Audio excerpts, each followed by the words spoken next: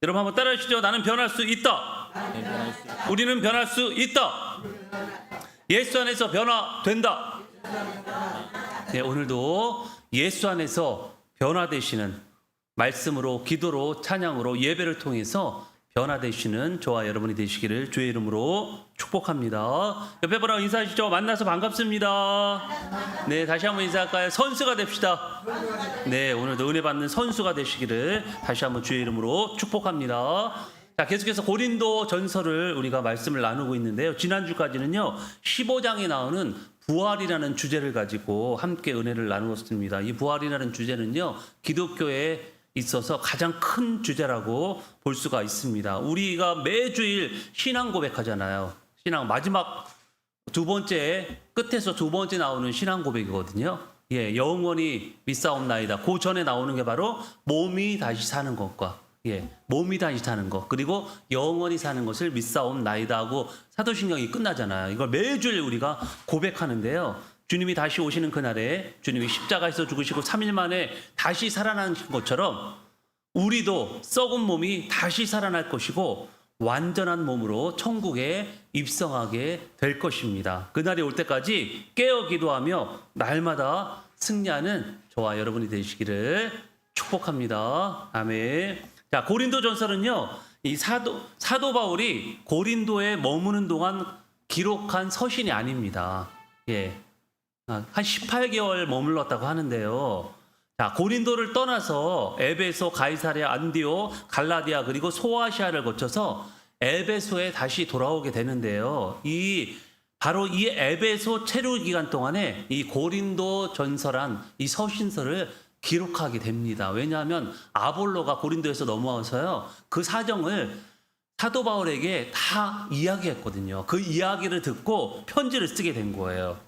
자, 우리가 말씀을 나누었듯이 고린도 교회는요, 문제가 많은 그런 교회입니다. 지금 현대의 교회들이 초대교회로 돌아가자라고 굉장히 구호를 외치고 있어요. 초대교회로 돌아가자.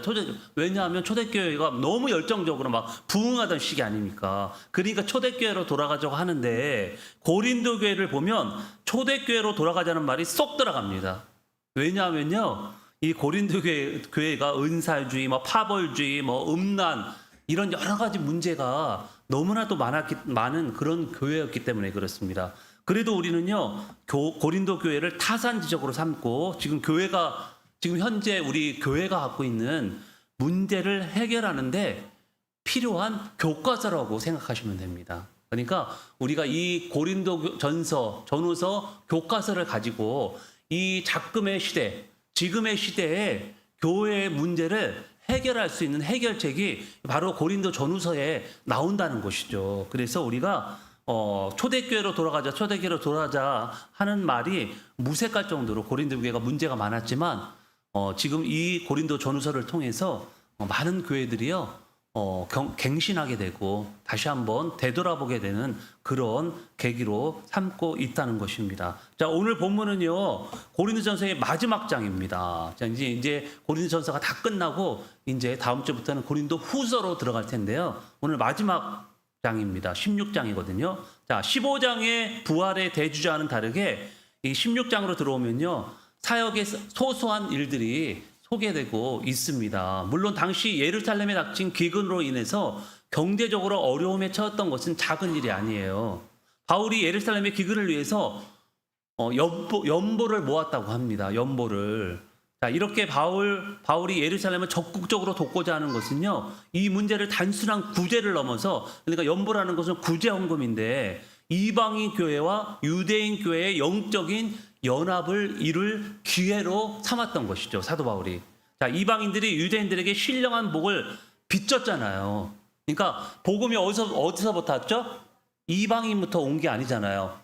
유대로부터 왔잖아요. 예루살렘으로서 왔기 때문에 이방인들은 유대인들로부터 빚진 게 있어요. 우리도 마찬가지입니다. 어떻게 보면 유대인들에게 빚진 거잖아요. 그리고 미국이라든지 유럽이라는 나라에 영적으로 빚진 자들이에요. 그들이 프랑스 사람들, 영국 사람들, 미국 사람들이 어떻게 해요? 복음을 날라다 주었잖아요. 우리나라로 140년, 150년 전에.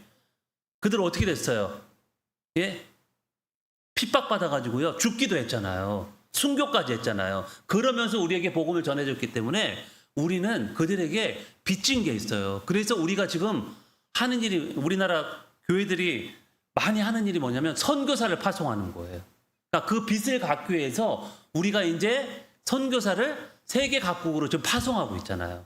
그러니까 우리나라가 미국 다음으로 아마 굉장히 많이 선교사를 파송하고 있을 거예요. 그 빚을 지금 갖고 있는 것입니다. 자, 고린도전서가 쓰여질 당시는요, 로마 황제 글라우디오가 재직할 그런 시기예요. 자, 이 시기는 우리 이제 성경 공부 시간에 배웠는데 우리가 2차까지 바울의 선교 2차까지 배웠잖아요. 근데 오늘 본문 이제 에베소에서 고린도전서를 쓸 때는요, 3차 선교여행 당시입니다. 바울이 3차 선교여행을 한 당시인데요. 이때 지중해, 그러니까 그 이스라엘 바로 앞쪽 바다가 지중해잖아요. 거기 유럽 있고 막 소아시아도 있고 우리 막 지도 배웠잖아요. 거기가 지중해라고 하는데 바닷가 그 주변 나라들이 다 기근에 빠졌다는 거죠. 그러니까 가뭄, 기근 이런 게 왔다는 거예요. 심하게. 특히나 이 유대 지역 역시 농작물 피해와 로마의 과중한 세금으로 인해서 생계 자체가 위협받는 그런 수준이었다고 합니다.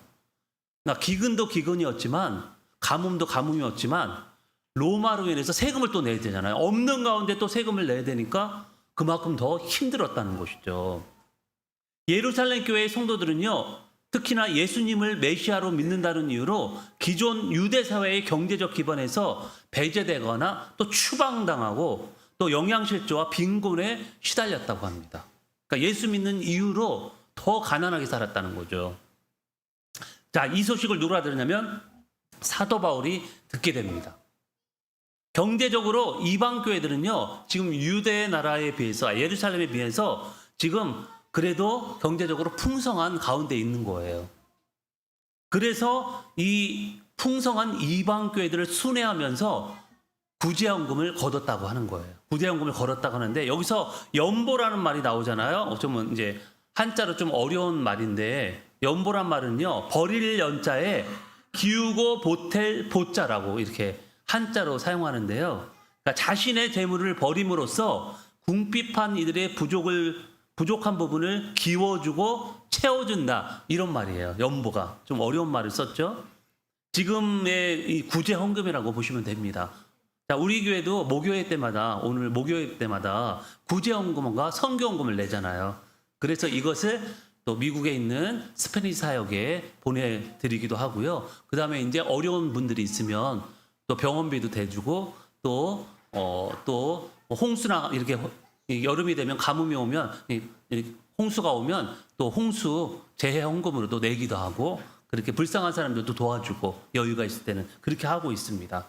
자, 오늘 본문을 보면 이 바울 또한 각 이방인 교회 매주 첫날 주일에 정기적으로 연보하라고 이렇게 이야기를 하고 있습니다. 정기적으로 거두라는 거죠. 그러니까 시도 때도 없이 이게 정기적으로 걷지 않으면요, 헌금이라는 것이요 제대로 거치지가 않아요. 그래서 우리는 목요일마다, 사도 바울은 연보를 어떻게 했다고요? 첫날 주일에 정기적으로 구제연금을 거뒀다고 합니다. 자, 그렇다면 바울이 예루살렘 교회를 위해서 연보를 모은 구체적인 목적이 무엇인지 오늘 함께 살펴봤으면 좋겠어요.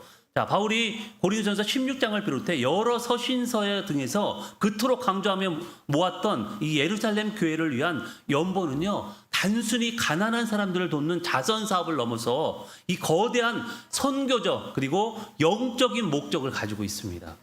바울이 목숨을 걸고 이 연보를 모아서 예루살렘에 전달을 했던 목적은 크게 세 가지로 볼 수가 있는데요. 자, 먼저 유대인과 이방인 교회의 영적 화해적 연합입니다. 그러니까 연합을 위해서, 그러니까 유대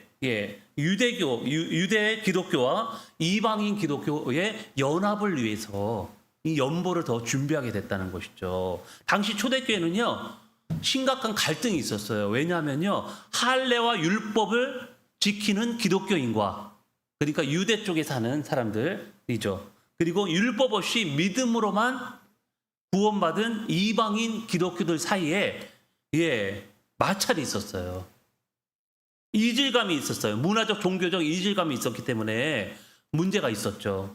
하나 되는 게 힘들었다는 거예요. 그래서 바울은 이방인 교회들이 정성껏 모은 물질을 유대인의 중심지인 예루살렘에 전달함으로써 우리는 그리스도 안에서 하나다는 것을 이 연보를 통해서 구제 헌금을 통해서 보여주고 싶었던 거예요. 바울이.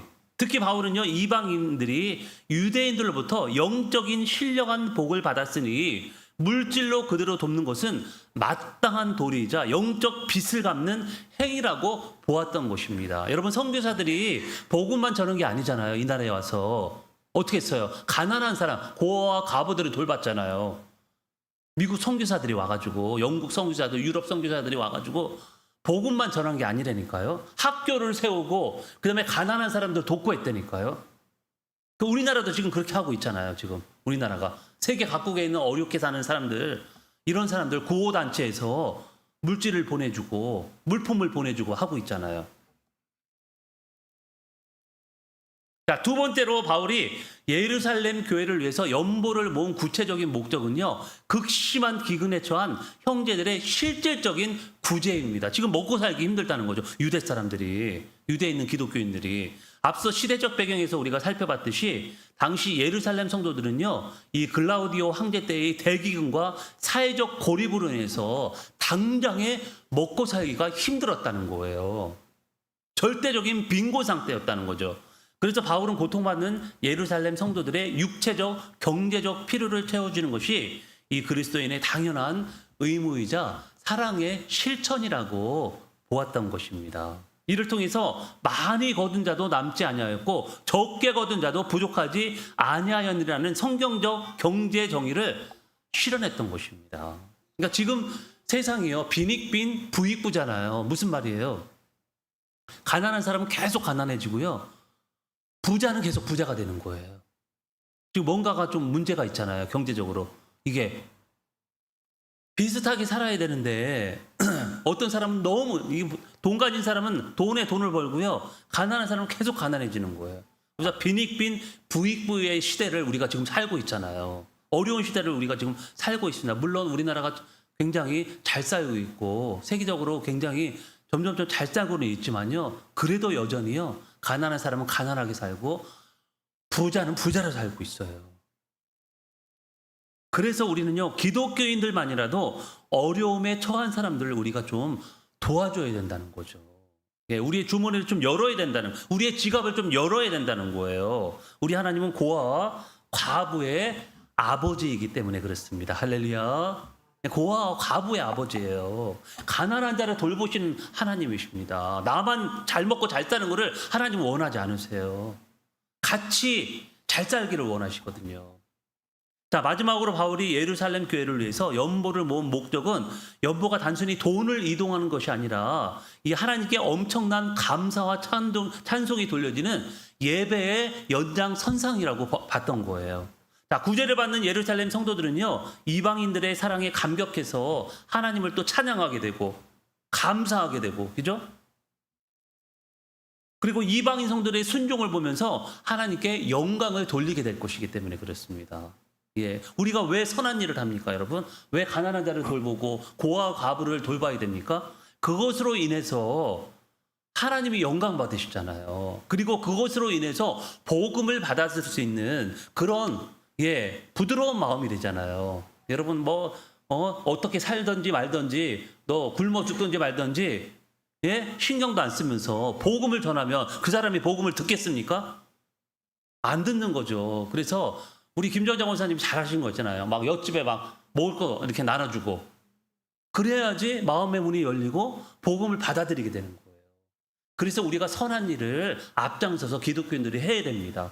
왜냐하면 그것이 목적이 아니라 복음을 전하기 위해서, 예, 복음을 전하기 위해서 우리가 퍼져야 된다는 거죠. 그래서 이 연보는 단순히 돈이 이동하는 게 아니에요. 단순히 돈을 우리가 도와주는 게 아닙니다. 가난한 자를. 단순히 우리가 그것 목적이 돼서는 안 돼요.